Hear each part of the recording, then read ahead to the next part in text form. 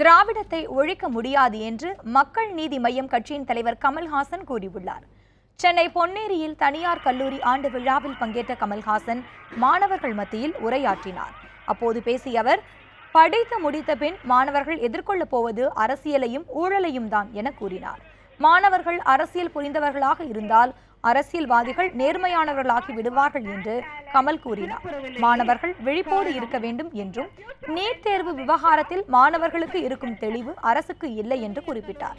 மாணவர்கள் என்ன படிக்க வேண்டும் என்பதை தீர்மானிக்கும் உரிமை தமிழக அரசுக்கு வேண்டும் என்று தெரிவித்த கமல், மாணவர்களுக்கு தாம் அரசியலை புரிய வைத்து விடுவேனோ என பலர் அஞ்சுவதாக கூறினார்.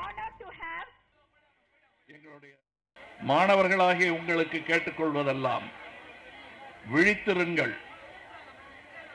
படிப்பு மிக மிக முக்கியம்.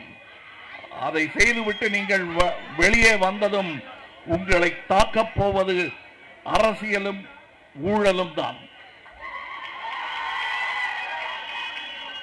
அதை எதிர்கொள்ள வேண்டும் என்றால் உங்களுக்கு அரசியல் புரிந்திருக்க வேண்டும்.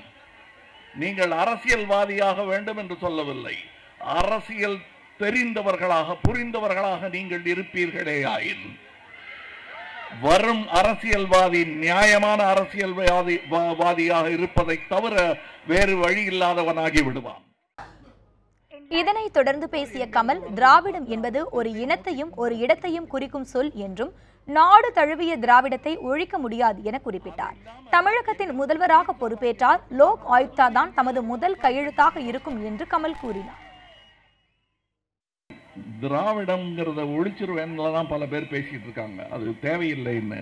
திராவிடம்ங்கிறது ஒரு இனத்தை குறிக்கும், ஒரு இடத்தை குறிக்கும். அதை எதுக்கு ஒழிக்கணுங்கிறது எனக்கு இன்னும் புரியவே இல்லை.